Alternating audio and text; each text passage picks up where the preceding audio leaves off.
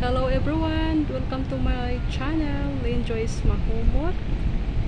Ito pala yun ngayon guys, yung ating kahaponon.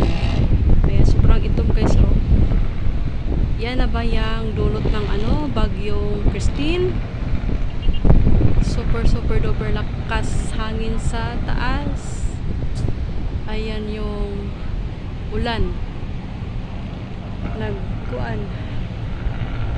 Kung asa sila kabundak. Ayan yung langit guys na sobrang dark. Itim na ang ating tanawin. Kanina nakapag-live ako dito guys. Medyo okay pa yung maano siya, madilim pero walang ulan. At ito na ngayon, umarangkada na siya. Sa bandang naman, ibang lugar is liwanag. Like Quezon City. Ayan, liwanag doon banda. Ayun, bandang Quezon City. Ayan. Kasi ang ating oras ngayon is alas 4 pasado. Ayan guys, ang ating kahaponon. Ulan.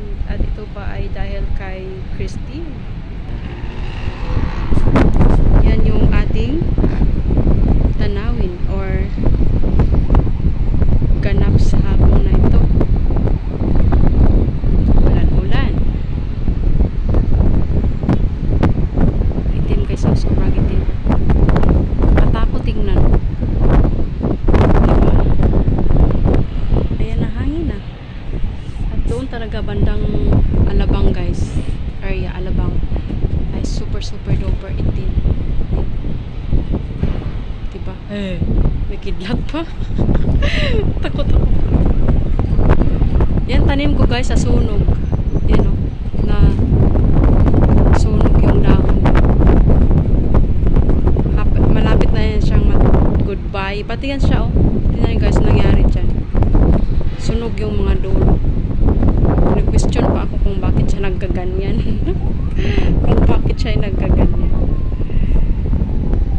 Hindi naman pwedeng araw-arawin ko siya ng dilig kasi sabi niya malata daw. Sumunod na lang ako sa utos mga utos.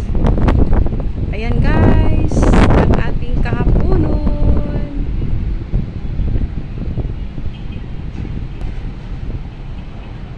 Hanggang dito na lang. Maraming salamat. Please like and subscribe to my channel. Bye bye.